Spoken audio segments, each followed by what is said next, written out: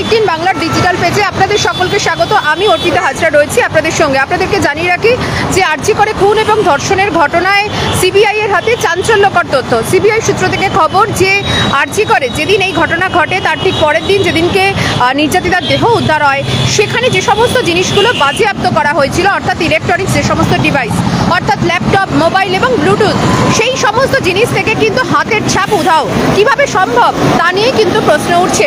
CBI আধিকারিকরা গোটা বিষয়টা তারা খতিয়ে দেখছে। তার কারণ, যে সমস্ত জিনিসগুলি পুলিশ বাজেয়াপ্ত করেছিল সেখানে সিবিআই সূত্র থেকে খবর সেখানে কারো হাতের ছাপ নেই।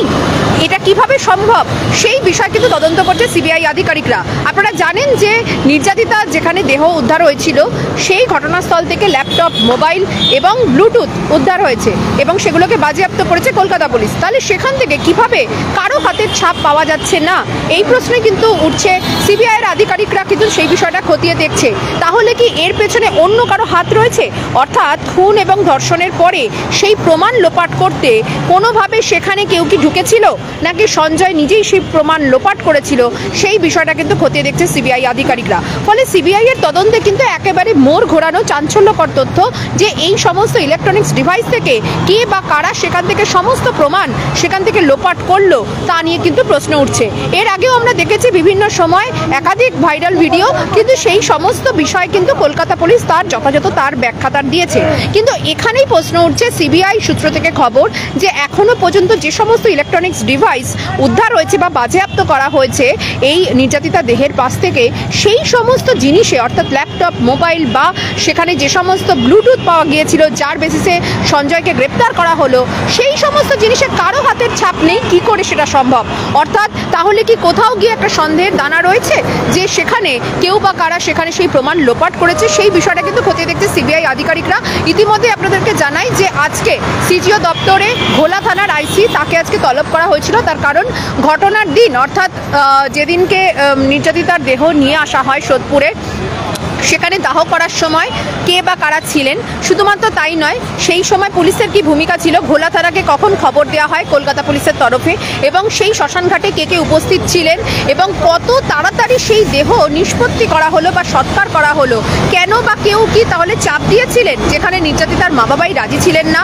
যেমনটা নির্যাতিতার পরিবার বারবার তারা প্রশ্ন তারা তুলেছেন যে তাদের মেয়ের যে দেহ, সেই মেয়ের দেহ কিন্তু সৎকারের জন্য মোটেই তারা রাজি ছিলেন না, কিন্তু তাদেরকে জোর করে দ্রুত সেই দেহ কিন্তু সৎকারের জন্য বাধ্য করা হয়েছিল। তাহলে সেক্ষেত্রে এই যে ঘোলা থানার যিনি আইসি তাকে আজকে তলব করে তার আজকে বয়ান রেকর্ড করা হচ্ছে, মূলত এই কারণে যে যেদিনকে নির্যাতিতাকে নিয়ে যাওয়া হলো অর্থাৎ আরজি করে পোস্টমর্টমের পর, সেদিন কত দ্রুততার সঙ্গে সেই দেহ সৎকার হলো এবং সেখানে কারা কারা উপস্থিত ছিলেন, কার নির্দেশে দেহ দ্রুত সৎকার করা হয়, যেখানে কিনা নির্যাতিতার মা বাবার তাদেরই কোনো রকম কোনো সম্মতি ছিল না বলে পরিবারের তরফ থেকে জানিয়েছে সিবিআইকে।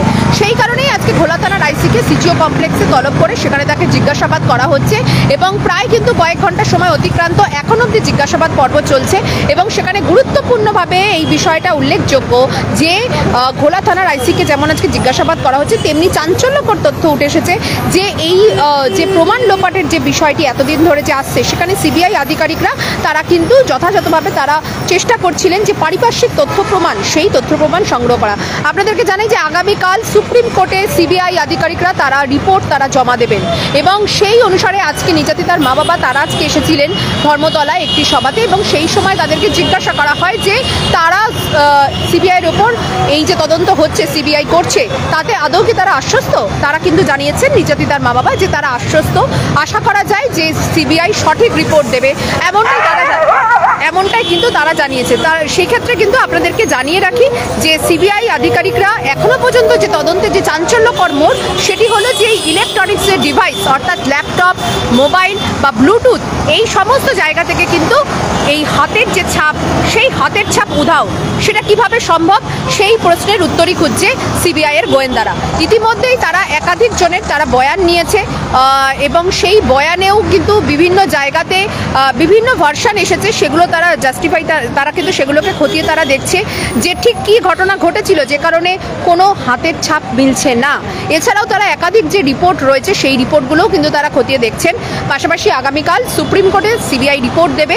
ফলে তার আগে নির্যাতিতার মা বাবা যেটা জানালেন যে সিবিআইয়ের যে তদন্ত সেই তদন্তে তারা অত্যন্ত খুশি এবং সিবিআই আধিকারিকরা যেভাবে তদন্ত করছে সেই তদন্তে আশা করা যায় যে তারা সুবিচার পাবেন, এমনটাই নির্যাতিতার মা বাবা জানিয়েছেন। সব মিলিয়ে বলা যায় যে আরজি করের ঘটনায় এই চাঞ্চল্যকর যে তথ্য, যেখানে কিনা সিবিআই সূত্র থেকে খবর যে ইলেকট্রনিক্স ডিভাইস যে সমস্ত বাজেয়াপ্ত করেছিল কলকাতা পুলিশ তার থেকে হাতের ছাপ উধাও, তা কিভাবে সম্ভব সেই তদন্তই করছে সিবিআইয়ের গোয়েন্দারা। অর্থাৎ যত দিন যাচ্ছে ততই কিন্তু এই রহস্য আরও জটিল হচ্ছে।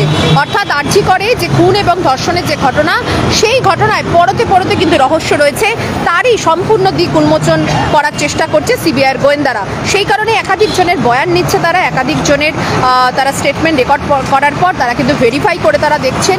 আজকে ভোলা থানার আইসিকে তলব করা হয়েছে, তিনি এখন অবধি সিজিও কমপ্লেক্সে সিবিআই দপ্তরে আছেন এবং তাকে জিজ্ঞাসাবাদ করে তারা জানার চেষ্টা করছেন যে ঘটনার রাতে, অর্থাৎ যেদিন ঘটনা ঘটলো তার পরের দিন যখন দেহ নিয়ে যাওয়া হয় এই শ্মশান ঘাটে, তখন ভোলা থানার কি ভূমিকা ছিল। কারণ ভোলা থানার অন্তর্গত এই যে নির্যাতিতার যে বাড়ি, সেখানে মা বাবাকে যখন তারা পৌঁছায় তখন কি পরিস্থিতি হয়, ভোলা থানা কখন জানে, কে বা কারা নির্দেশ দিল যে দ্রুততার সঙ্গে দেহ নিষ্পত্তি করার জন্য বা সৎকারের জন্য, সেই সমস্ত বিষয় কিন্তু খতিয়ে দেখা হচ্ছে।